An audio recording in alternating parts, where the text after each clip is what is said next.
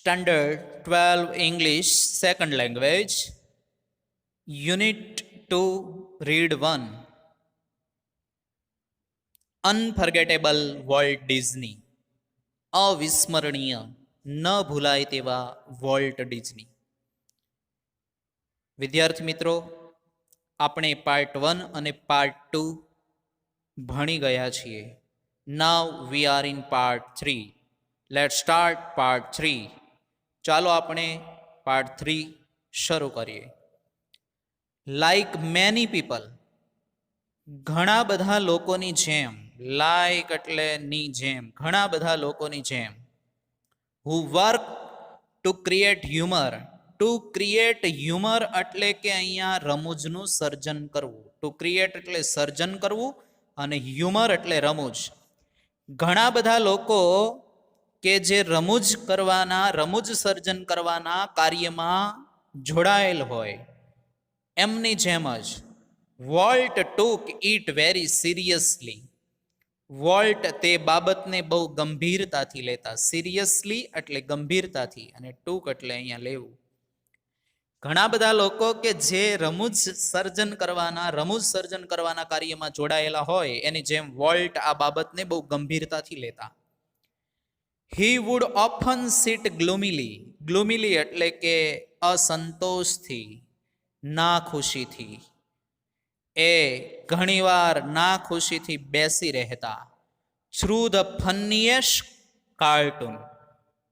Funniest એટલે સૌથી રમૂજી. સૌથી રમૂજી કાર્ટૂન ચાલતું હોય ત્યારે પણ તે ના ખુશીના ભાવથી બેઠા રહેતા, અસંતોષથી બેઠા રહેતા. કોન્સન્ટ્રેટિંગ એટલે કે ધ્યાન કેન્દ્રિત કરતા.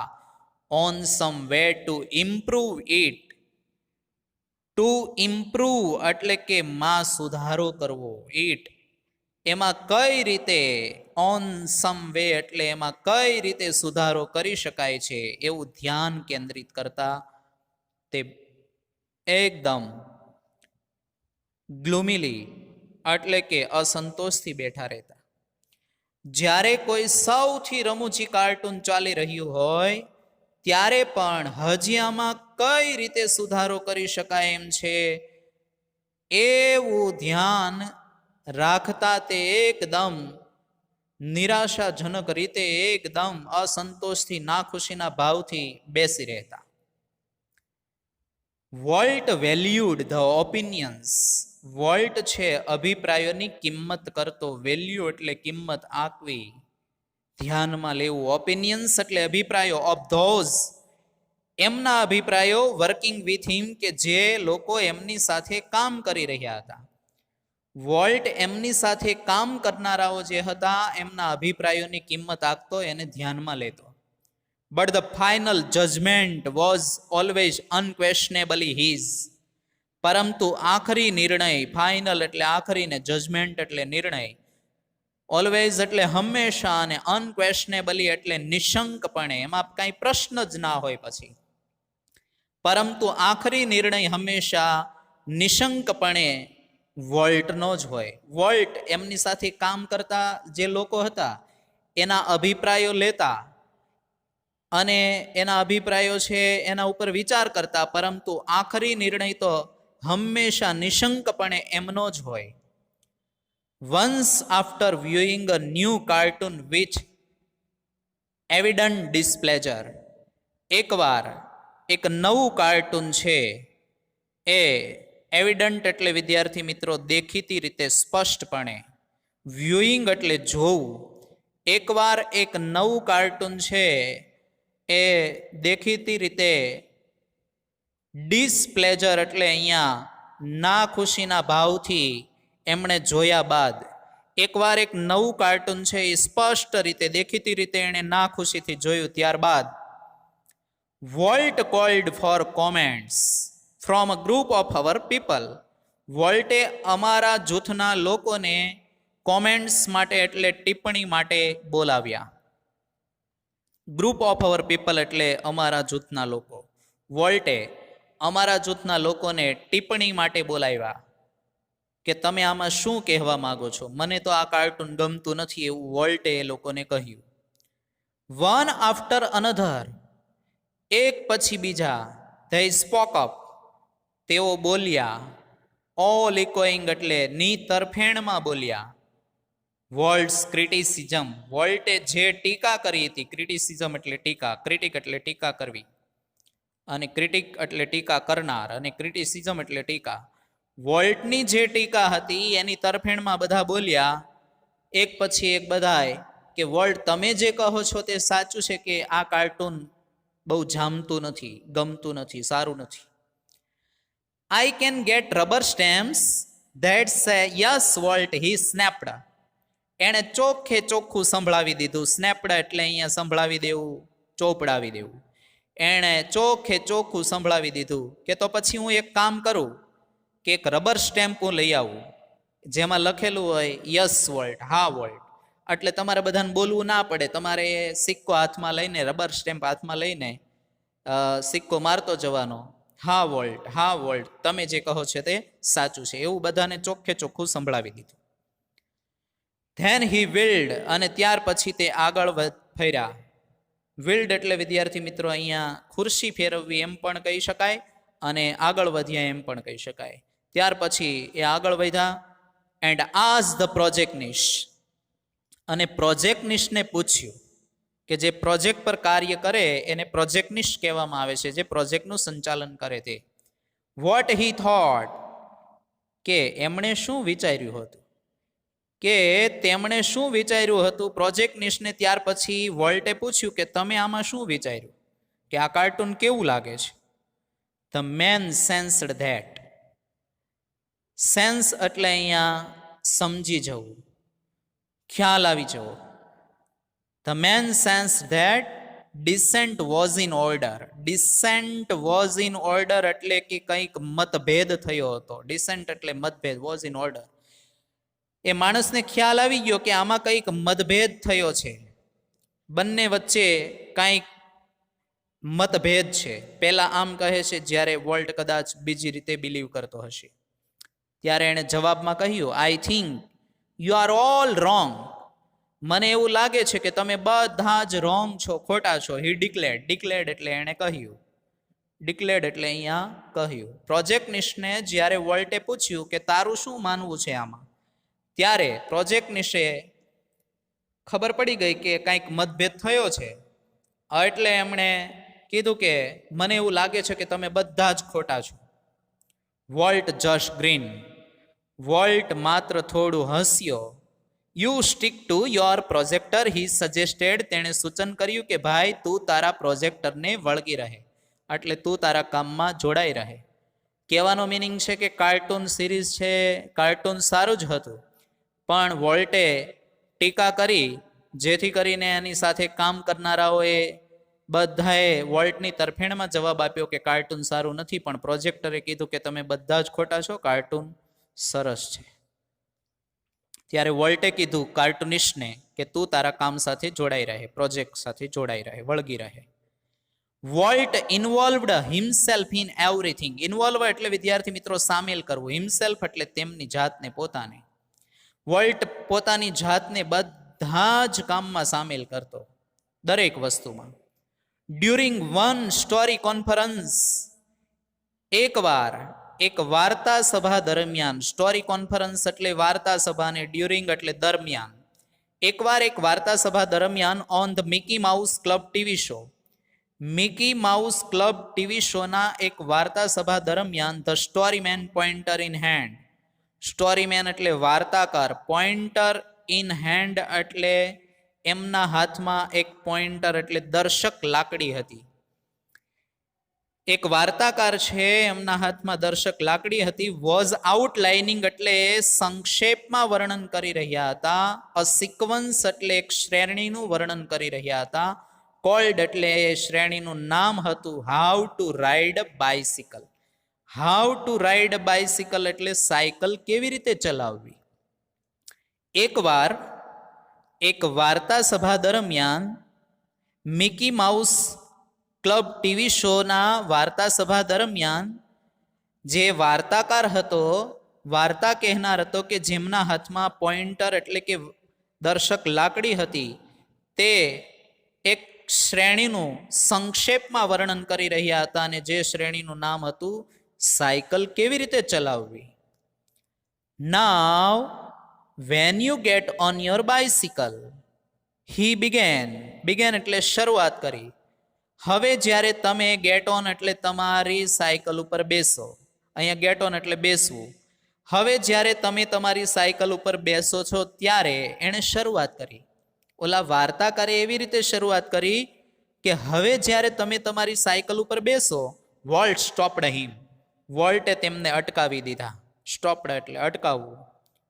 Change your bicycle to a bicycle, તમારી સાયકલને બદલે, ચેન્જ એટલે બદલે, અહીંયા તમારી સાયકલને બદલે અ બાઇસિકલ, અહીંયા એક સાયકલ એવો શબ્દ પ્રયોગ કરો.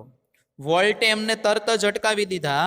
જ્યારે વાર્તાકારે કીધું કે જ્યારે તમે તમારી સાયકલ ઉપર બેસો ત્યારે વોલ્ટે તેમને તરત જ અટકાવીને એવું કહ્યું કે તમારી સાયકલને બદલે એક સાયકલ એવું કહો. હી સેડ, તેણે કહ્યું કે એક સાયકલ એવો શબ્દ પ્રયોગ કરો. રિમેમ્બર, યાદ રાખો, every kid isn't fortunate. Fortunate એટલે ભાગ્યશાળી, ઇનફ એટલે પૂરતું. દરેક બાળક પૂરતું ભાગ્યશાળી નથી હોતું to have a bicycle of his own. યાદ રાખો કે રિમેમ્બર એટલે યાદ રાખવું.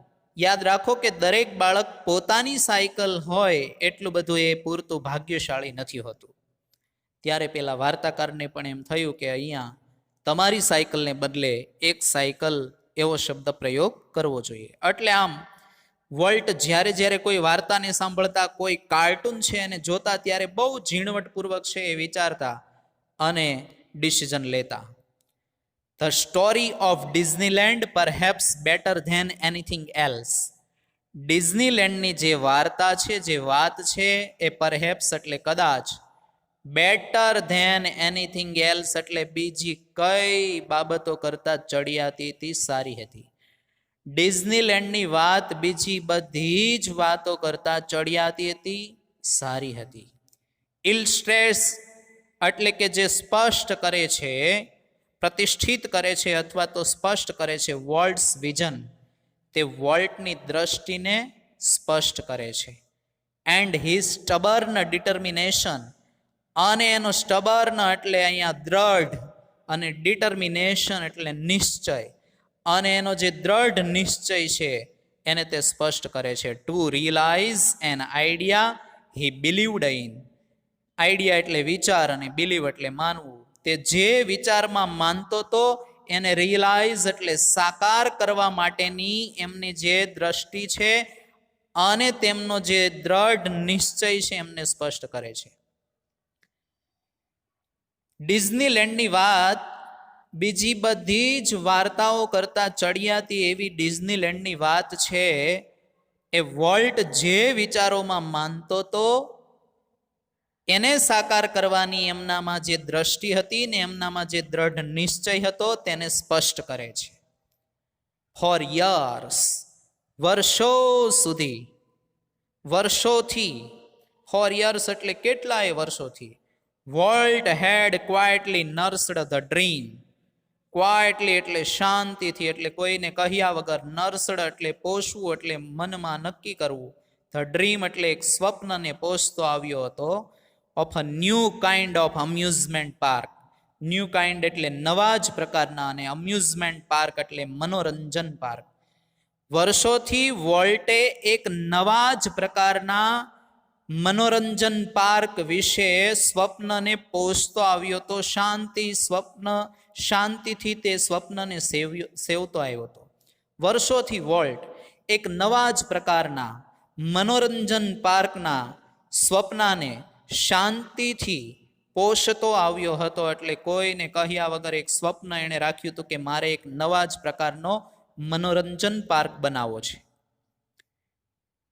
It would be a potpourri of all the ideas conjured up by his fertile imagination. Potpourri એટલે સંગ્રહ અથવા તો Kumbh. All the ideas conjured up એટલે એકઠા થયેલા. By his fertile imagination. Fertile એટલે ફળદ્રુપ, અને ઇમેજિનેશન એટલે કલ્પના શક્તિ. એમની ફળદ્રુપ કલ્પના શક્તિ દ્વારા એકઠા થયેલા તમામ વિચારોનો તે સંગ્રહ હતો. It would be a portfolio of all the ideas conjured by his fertile imaginations. એમની જે ફળદ્રુપ કલ્પના શક્તિ હતી એમના દ્વારા એકઠા થયેલા તમામ વિચારોનો એ સંગ્રહ હતો. આ અમ્યુઝમેન્ટ પાર્ક છે એ એક એમની જે ફળદ્રુપ કલ્પના શક્તિ દ્વારા એકઠા થયેલા તમામ વિચારોનો સંગ્રહ હતો. But the ideas of sinking millions of dollars, પરંતુ લાખો ડોલર ડૂબી જવાનો જે વિચાર, સિંકિંગ એટલે વિદ્યાર્થી મિત્રો ડૂબી જવું, અને મિલિયન્સ ઓફ ડોલર એટલે અહીંયા લાખો ડોલર, કરોડો ડોલર, લાખો ડોલર ડૂબી જવાનો જે વિચાર હતો ઇન્ટુ એન અમ્યુઝમેન્ટ પાર્ક એટલે મનોરંજન પાર્કમાં, even world's kind of amusement park, અરે એ પણ પાછા વોલ્ટના વિચારનો અમ્યુઝમેન્ટ પાર્ક એટલે વોલ્ટની કલ્પનાનો અમ્યુઝમેન્ટ પાર્ક. એ વોલ્ટની કલ્પનાના અમ્યુઝમેન્ટ પાર્કમાં લાખો ડોલર ડૂબી જવાનો જે વિચાર હતો તે સિમ્ડ એટલે લાગતો હતો સો પ્રીપોસ્ટરસ, પ્રીપોસ્ટરસ એટલે હાસ્યાસ્પદ, મૂર્ખામી ભર્યો લાગતો હતો. That he wouldn't mention it to anyone. Mention એટલે ઉલ્લેખ કરવો, અને એનીવન એટલે કોઈની પાસે, કે કોઈની પાસે એમનો ઉલ્લેખ નહોતો કરી શકતો. અરે વોલ્ટની કલ્પનાનો એ મનોરંજન પાર્ક કે જેમાં લાખો ડોલર ડૂબી જવાના હતા, એ વિચાર એટલો બધો મૂર્ખ લાગતો હતો, હાસ્યાસ્પદ, મૂર્ખામી ભર્યો લાગતો હતો કે વિચારનો ઉલ્લેખ કોઈની સામે વોલ્ટ કરી શકતો પણ નહોતો. વોલ્ટ કોઈને એ વિચાર વિશે જણાવતોય નહોતો. હી just quietly began planning. Planning એટલે આયોજન. એમણે માત્ર ક્વાઇટલી એટલે શાંતિથી એમનું આયોજન શરૂ કરી દીધું. કોઈને કહ્યા વગર, બિગેન એટલે શરૂ કરવું. એમણે શાંતિથી એમનું આયોજન, એ અમ્યુઝમેન્ટ પાર્ક વિશેનું આયોજન છે એ ચાલુ કરી દીધું. એઝ યુઝવલ, હંમેશની માફક, ધો હી ઇન્ફ્યુઝડ ઓલ ઓફ અસ. અહીંયા ઇન્ફ્યુઝ એટલે કે કહેવાનો મતલબ છે ઇન્થુઝડ એટલે ઉત્સાહિત કરવા. ઓલ ઓફ અસ એટલે એમને બધાને એમણે ઉત્સાહિત કર્યા વિથ હિઝ ઓન ઇન્થુઝિએઝમ. ઇન્થુઝિએઝમ એટલે વિદ્યાર્થી મિત્રો ઉત્સાહ. એના પોતાના ઉત્સાહથી અમને ઉત્સાહિત કર્યા. એઝ યુઝવલ એટલે હંમેશની માફક. When he finally told us about the project. Told અસ એટલે અમને કહ્યું. જ્યારે અમને ફાઇનલી એટલે આખરે એ પ્રોજેક્ટ વિશે વાત કરી, ત્યારે હંમેશની માફક એમણે એમના ઉત્સાહથી અમને ઉત્સાહિત કરી દીધા. હંમેશની માફક જ્યારે વોલ્ટે આખરે અમને જ્યારે આ પ્રોજેક્ટ વિશે વાત કરી, ત્યારે એમના ઉત્સાહથી અમને ઉત્સાહિત કરી દીધા. સમવન આસ્ક, કોઈકે પૂછ્યું. સમવન આસ્ક, કોઈકે પૂછ્યું. Volt, how should the Disneyland look. કોઈકે પૂછ્યું કે વોલ્ટ, ડિઝનીલેન્ડ કેવું દેખાવું જોઈએ, ડિઝનીલેન્ડ કેવું લાગવું જોઈએ, કેવું દેખાવું જોઈએ. લુક એટલે અહીંયા દેખાવું. Quick came the answer, quick came the reply. Quick એટલે ઝડપથી, અને રિપ્લાય એટલે જવાબ. ઝડપથી જવાબ આવ્યો. It should look like nothing else on this earth. એ એવું લાગવું જોઈએ. શુડ એટલે અહીંયા લાગવું જોઈએ, લુક લાઈક એટલે દેખાવું જોઈએ. It should look like nothing એટલે કંઈ પણ ન હોય, નથિંગ એલ્સ એટલે બીજું કંઈ પણ ન હોય. ઓન ધીસ અર્થ એટલે આ પૃથ્વી ઉપર, આ પૃથ્વી ઉપર બીજું કંઈ પણ ન હોય એવું એ દેખાવું જોઈએ. આ અમ્યુઝમેન્ટ પાર્ક એટલે કે ડિઝનીલેન્ડ વિશે કોઈ કે વોલ્ટને જ્યારે પૂછ્યું કે વોલ્ટ, ડિઝનીલેન્ડ કેવું દેખાવું જોઈએ, ત્યારે વોલ્ટે કહ્યું કે પૃથ્વી ઉપર એવું કશું જ વસ્તુ ના હોય, એટલે કે એક પણ વસ્તુ એવી ના હોય એવું દેખાવું જોઈએ. પ્રેડિક્ટેબલી એટલે અમારી ધારણા મુજબ, અહીંયા ધારણા મુજબ, અનુમાન મુજબ. We had trouble raising money. Raising money એટલે પૈસા ઊભા કરવા, એકઠા કરવાને ટ્રબલ એટલે મુશ્કેલી. અમારી ધારણા મુજબ અમારે પૈસા એકઠા કરવામાં મુશ્કેલી પડી. બટ ડિઝનીલેન્ડ ડીડ ઓપન, પરંતુ ડિઝનીલેન્ડ ખુલ્યું ઇન જુલાઈ 1955. પરંતુ જુલાઈ 1955 Disneyland ખુલ્યું.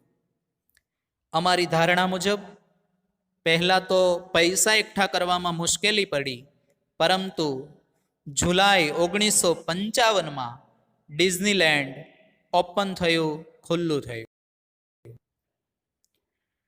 Since that first day, એના પહેલા દિવસથી લઈને millions of people have flock to see. Millions of people એટલે લાખો લોકો, હેવ ફ્લોક ટુ સી એટલે ફ્લોક્ટ એટલે ટોળે વળવું, અને ટુ સી એટલે જોવું, જોવા માટે ટોળે ને ટોળા આવ્યા. The unique creation of Walt's imagination. Unique એટલે અજોડ અને ક્રિએશન એટલે સર્જન. વોલ્ટ્સ ઇમેજિનેશન, વોલ્ટની જે કલ્પના છે એમના એ અજોડ સર્જનને જોવા માટે પ્રથમ દિવસથી લાખો લોકોના ટોળા ઉમટી પડ્યા. વોલ્ટની કલ્પનાના એ અજોડ ક્રિએશનને, અજોડ સર્જનને જોવા માટે પહેલા દિવસથી જ લાખો લોકોના ટોળા આવ્યા. લાઈક અ કીડ, એક બાળકની જેમ. લાઈક અ કીડ એટલે એક બાળકની જેમ. વિથ ન્યૂ ટોય, જાણે કે એક નવું જ રમકડું હોય. ધ બિગેસ્ટ એટલે કે સૌથી મોટું રમકડું. શાઇનેસ્ટ એટલે ચળકતું રમકડું. ઇન ધ વર્લ્ડ, દુનિયામાં. જાણે કે એક બાળકને એક નવું સૌથી મોટું અને દુનિયાનું સૌથી ચળકતું રમકડું જેમ પ્રાપ્ત થયું હોય એવી રીતે volt use to wonder through the park. Volt છે એ પાર્કમાં આટા મારતા, ફરતા. વન્ડર એટલે ફરવું, થ્રુ ધ પાર્ક એટલે પાર્કમાં, મનોરંજન પાર્કમાં, ડિઝનીલેન્ડમાં. સ્ટેરિંગ એટલે તાકી તાકીને આમ જોતા હોય. એઝ હેપીલી એઝ એની ટુરિસ્ટ, કોઈ પણ મુલાકાતી આવે અને જેમ આમ ખુશીથી એકદમ મજાથી મોજથી આમ તાકી તાકીને બધું જોવે એવી રીતે વોલ્ટ છે આ પાર્કમાં આટો મારતા, ઘૂમે રાખતા. જાણે કે like a kid with a new toy, the biggest shiniest toy in the world, Walt used to wander through the park, staring as happily as any tourist. અરે જાણે કે એક બાળકના હાથમાં નવું રમકડું, સૌથી મોટું, દુનિયાનું સૌથી ચળકતું રમકડું પ્રાપ્ત થયું હોય એવી રીતે વોલ્ટ છે કોઈ પણ મુલાકાતીની માફક એકદમ ખુશીથી તાકી તાકીને જોતા જોતા આ પાર્કમાં આટો મારતા, ફરતા.